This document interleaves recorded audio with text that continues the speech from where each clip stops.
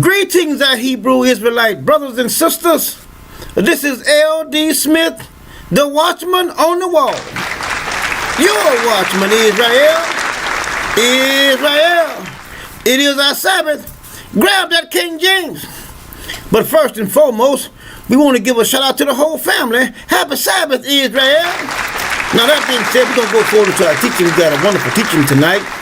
This is our Sabbath, and we are so grateful for all of our brothers and sisters, sons and daughters of Zion, allowing us to come into your homes. All right, now that being said, we're going to go forward into our teaching here. Now, we're going to be dealing with, there have been a lot been said about different ones talking about we got to leave and go this place and that place, and others, saying that we got to rise up and do this and that. But let me tell y'all something. One has to remember, even though you know who you are, you are still in captivity. Now I'm going to show you out of the most holy word of the Most High what our ancestors did. And see, we have to always go back. I always say, if you want to know the truth, you have to go back. I mean, if you don't go back, then you're going to be lost. And see, we are not going to allow you to be lost, so we're going to go back. Now let's go to the book of Jeremiah, the 27th chapter. We're going to begin with verses. Let's begin with, I figure, let's back up and let's start with, let's start with verse 4. It says, and commanded them, saying unto their masters, thus saith the Lord of hosts, the God of Israel, thus shall ye say unto your masters, I have made the earth and man and the beasts that are up on the ground by my great power and by my outstretched arm, and have gave it unto whom I seem meant unto me. And now have I given all these lands into the hands of Nebuchadnezzar, king of Babylon, my servant, and the beasts of the field have I given him also to serve me. Now, the Most High is saying that he have given all this land unto Nebuchadnezzar. Now, watch what transpires here, with God's people. Now, let's go a little further here. He says, verse 7 says, and all these nations shall serve him, and his sons sons, until the very time of his land come, and then many nations and great kings shall serve themselves of him. And it shall come to pass that the nation and kingdom which will not serve the same Nebuchadnezzar, the king of Babylon, and that will not put their neck under the yoke of the king of Babylon, that nation will I punish, saith the Lord, with the sword and with the famine and with the pestilence, until I have consumed them by his hand. Therefore hearken ye to the prophets, hearken ye not.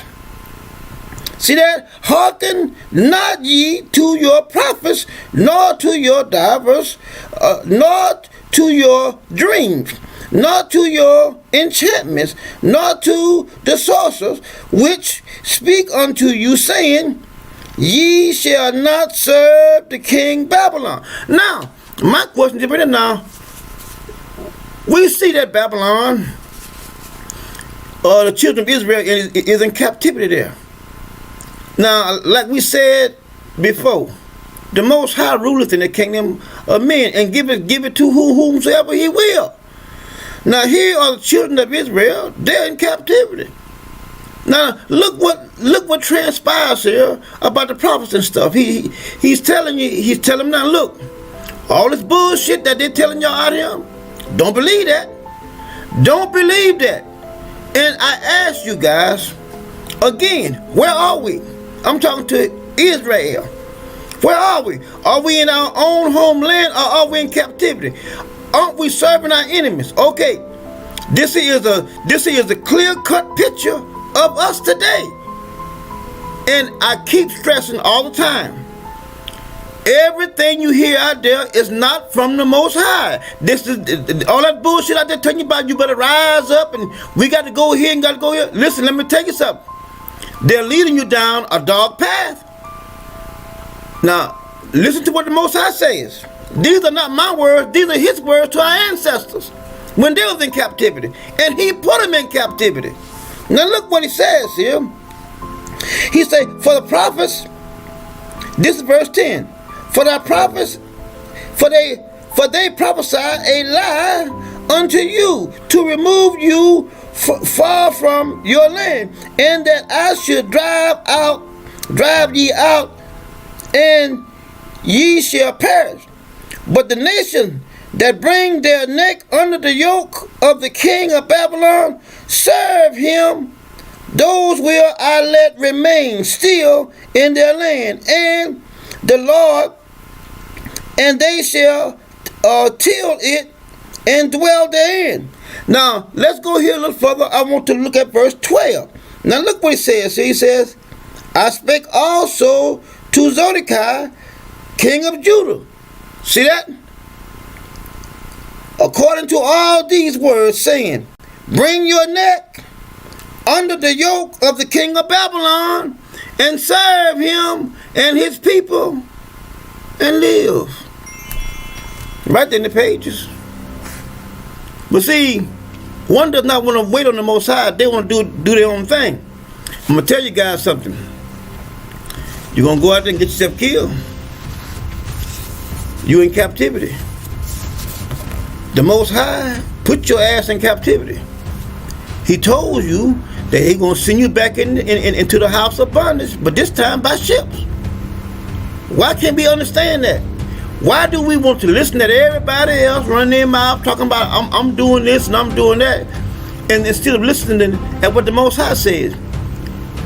Sometimes they sound worse than the Christians.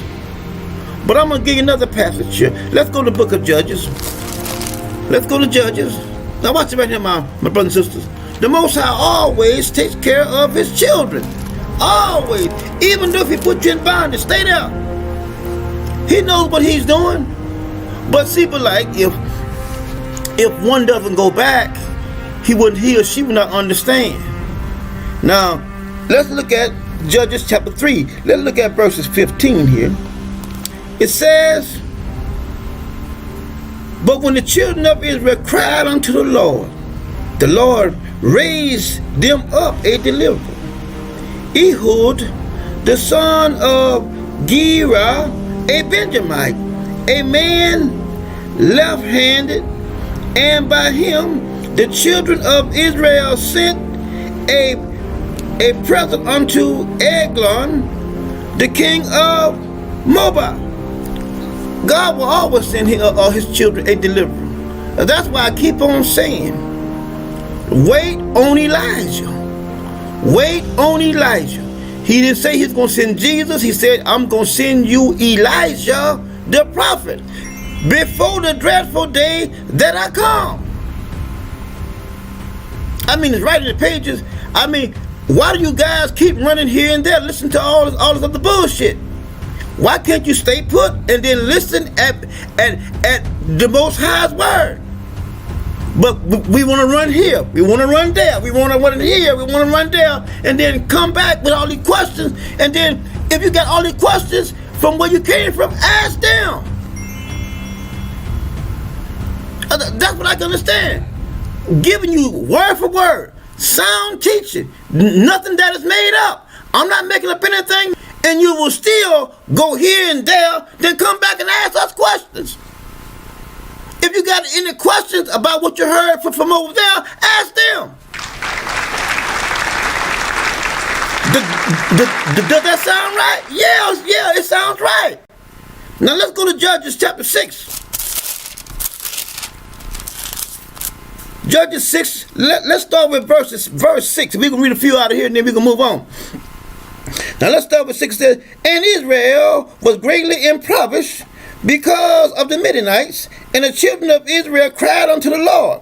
And it came to pass, when the children of Israel cried unto the Lord because of the Midianites, that the Lord sent a prophet unto the children of Israel, which said unto them, thus saith the Lord God of Israel, I brought you up from Egypt, and brought you forth out of the house of bondage, and I delivered you out of the hand of the Egyptians. I'm not going to read it all, but you get the idea. Why are one trying to save himself? Why is one running here and running there? I mean, you need to sit down. Sit down and then be patient and then wait and listen for the word of the Most High. Because everyone out there is not for your well-being. They are using the internet and the word of the Most High for business. They're using it to generate money, finance. They don't care anything about you. They'll tell you anything that they think you might want to hear, and it's not the truth. But then when someone gives you the truth word for word, you still not satisfied. You know why? Because you're stiff-necked people. Your head is hard as a rock. You will not sit down and listen and then wait. I mean, it's right there word for word. Wait on Elijah. Wait on Elijah. But you still got to run here. Just because one sound good over here and he might can read fluently, he might pronounce all his words, you run over there and then he fills your head with a bunch of bullshit, then you come back and then you want to ask me questions. Ask him. He's the one that fills your head with all that bullshit. I'm giving you the word of the Most High. In love. This is something that I love doing. Because why? I have such great love for my brothers and sisters. I'm not getting paid for this, but they are. They're using this platform as a way to generate finance to put in their pockets. We're giving you the word of the Most High because it belongs to you. It's yours. Now let's move a little further here. We're going to go over in their book, in St. John, and we're going to talk about some things over here. Because the Christians, they're on our page, talking a bunch of bullshit about 1 Peter, and they're quoting all these bullshit ass scriptures, and they don't realize that what they're saying is nothing more than a bunch of bullshit. I mean, that over there is worthless as Peter Pan and Harry Potter. Harry Potter and Peter Pan has more validity in it than Christianity. And I'm going to show you guys something too. You know, tonight, I wanted to show you last week, but time got away, but I'm going to show you something. And then I want you guys to listen. Play it back slowly and listen to the word. And we are not trying to convince you. We're trying to show you that we're different. We are different. And just because one walks around on 2 feet, have a head, a torso, hands, arms, all the upper extremities and whatnot, they may look like you, but that still doesn't mean that they are the same as you. But that's the universal look. We are different. I stress it all the time. We are different. We are not like everyone else. You have to take the Most High at His word. His people are different. But you want to look at someone else, well, they got color in their skin and they walking around on 2 feet. They just like you. Hell no, they're not. No, they're not. It's all about the bloodline. I mean, I know we all have heard this old saying, everything glitter ain't gold. I'm telling you, everything that looks like Hebrew is not Hebrew. It's not. But we want to accept everything that may resemble us. And you can look at all these other nations, all the other white nations that are on the face of this plop of dirt, and they all will tell you we're different. And they look just alike. That's the part that, that really, blows everything out of the water. That's where all the fireworks are. I mean, that's the main scene. They all look just alike, and we here don't look a damn thing alike. And then you want to say we're all the same. What a fool. What a fool. I mean, all you gotta do is just do just a little bit, of observation. That's all. Just look around and use a little common sense, and it will show you that we're not the same. They know it,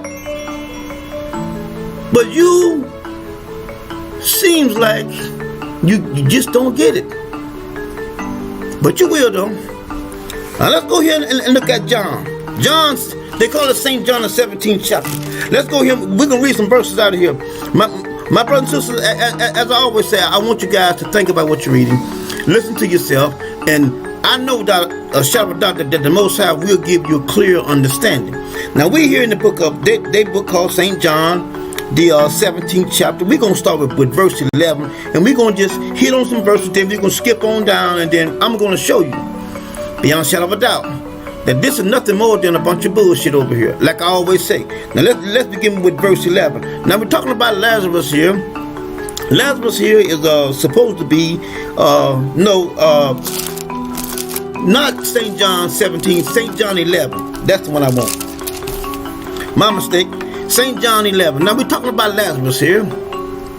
He's supposed to be done died and everything, and Jesus talking about he's the resurrection and whatnot. But I want you to listen at the wording. If you listen at the wording, you will see this is nothing more than a crock of shit. I mean, it's right in the pages. All I ask you to do is just have an open ear. Have an open ear to hear what you're reading, and you will see, man, why I didn't see this a long time ago. It's right in the pages. The Most High, He's now revealing His word. I mean, more and more clear and clear to me every day. Now let's look at this right here now. We're in the 11th chapter of their book called St. John. Let's begin with verse 11. It says, these things said He, and after that He said unto them, our friend Lazarus sleepeth, but I go that I may awaken him out of his sleep. Then said his disciples, Lord, if he sleep, he shall do well. Howbeit Jesus spake of his death, but they thought that he had spoken of taking of rest in sleep. Then said Jesus unto them plainly, Lazarus is dead. I am glad for your sake that I was not there, to the intent ye may believe. Nevertheless, let us go unto him. Okay, we're going to jump on down here and read verse 21. Now it says here, now could we see Lazarus supposed to be dead now, and and Jesus said he's on the way. Now let's go to 21. He said, then said Martha unto Jesus, Lord, if thou hadst been here, my brother had not died. But I know that even now, whatsoever thou wilt ask of God, God will give it to thee. Jesus said unto her, thy brother shall rise again. Martha said unto him, I know that he shall rise again in the resurrection at the last day. Jesus said unto her, I am the resurrection, the life. He that believeth in me, though he were dead, yet shall he live. And whosoever liveth and believe in me shall never die. Believeth thou this? Yea, Lord. She goes and say, yea, Lord, and whatnot. Let's jump on down to verse 32. Okay, he says, then when Mary was come where Jesus was, and saw him, she fell down at his feet, saying unto him, Lord, if thou hadst been here, my brother had not died. When Jesus therefore saw her weeping, and the Jews, see that? Not the Hebrews now, but the Jews. He said the Jews also wept, which came with her. He groaned in his spirit and was troubled. Now, before I go any further, I just want to say this right here. This whole story never occurred. It never occurred.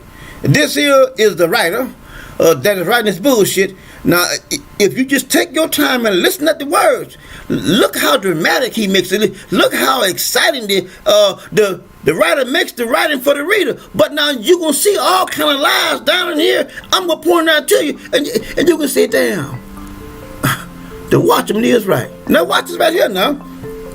We're going to go on down here. Let's look at verse 38. Jesus therefore again groaned in himself, cometh to the grave. It was a cave, and a stone laid upon it. And Jesus said, Take ye away the stone. Martha, the sister of him that was dead, said unto him, Lord, by this time he stinketh, for he hath been dead 4 days. See that? Now, Lazarus was supposed to be dead 4 days. He's supposed to be stinking, right? Okay, now let's go here a little further. Now, like I asked you guys, in all of my teaching, I asked you guys, I want you to listen to the word. Think about what the writer is saying. And then what I want you to do is, I want you to be intelligent. I want you to think about what he's saying and then see whether he's lying or not. See whether what he's saying make any sense at all. That's all I'm asking you to do. Now let's go here a little further. Jesus says, take away the stone. Martha, this is 39, I'm reading again. Martha, the sister of him that was dead, said unto him, Lord, by this time he stinketh, for he has been dead 4 days.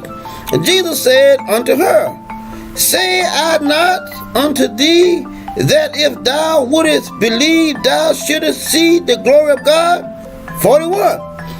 Then they took away the stone from the place where the dead was laid, and Jesus lifted up his eyes. Now listen at the writer. Listen at the writer now. Lifted up his eyes and said, Father, I thank thee that thou hast heard me, and I know that thou hearest me always.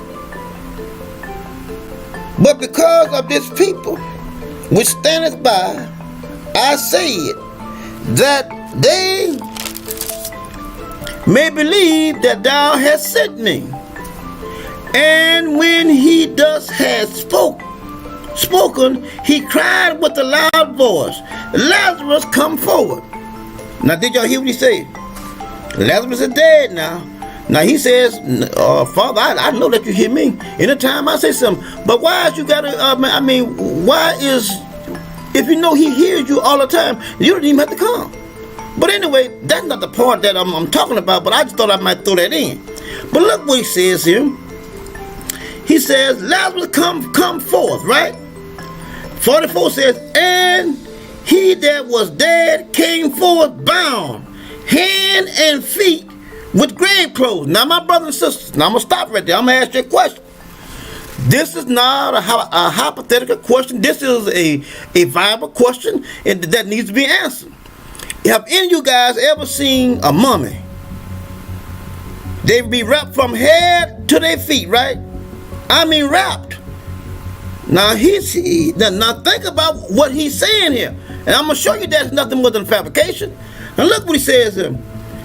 44 says, and he that was dead came forth bound. See that? Head and feet, a foot, with grave clothes. And his face was bound about with a napkin. Now he is just like a mummy. My question to anybody, when we was kids, we used to have different ones to tie our feet, and then we try to jump and hopscotch and shit like that, just playing. It's very difficult for anyone to make any kind of movement with their feet bound, let alone your hands bound. Have any of you guys ever seen a person in a straitjacket? They are helpless. They are helpless. They can't do anything. But now imagine in a straitjacket and your feet bound too, and your head. Not only that, how in the hell did he know how to come out? His face was covered. I mean, it's right in the pages. This is self-explanatory. How can you come out of a cave? You already blindfolded. You are in a straitjacket, and your feet and your legs are bound. It is virtually impossible. Then look at the very next verse to prove to you that I know I'm right. Look at what he says in the latter part of the verse. Jesus said unto them, loosen him and let him go. End of story. He just told you that the man was bound. How in the fuck could he come out? That's my question. I mean, it's right in the pages. All you gotta do is just take a little bit of time and just think about it. he tells them to loosen him. But now he's doing all this fucking movement coming out of a cave. If he can come out of a cave, then he can loosen his own damn self. But he told them, loosen him and let him go. Now, do y'all see how stupid that sound? That bullshit ain't never a fabrication. And listen, let me tell you something. If that really occurred, which why it didn't, but the Most High is the one that does all these things. One should understand that the Most High, he is the one that does all these things. But see, but like, the reason why most people of color, even the ones that say that they're Hebrew, does not understand the working of the Most High, because of they have been westernized by Western civilization and the New Testament. I keep stressing in all my videos, listen, everything that you have learned over here in Western civilization is nothing more than a fabrication, nothing but a damn lie. It's nothing but bullshit. And I mean everything that you have learned. If you go back and look at the history of their history, about all the great inventions and whatnot, they lied about that. If you dig deep enough, you'll see that it was a person of color. And I remember when I was a kid, they said, to us, George Washington never told a lie. That was the biggest lie that they told. His mouth is cut just like everybody else's mouth is. He can spew out lies just like any and everybody else does. I mean, I don't understand that, but because of how the people of color have been beat down and lied to, they just believe everything that the enemy tells them. I mean, it is so hard to get. It is so hard to try to convince a person of color about how they've been lied to. And like I always stress and tell you guys, everybody that has color in their skin is not our people. They're not. They're not.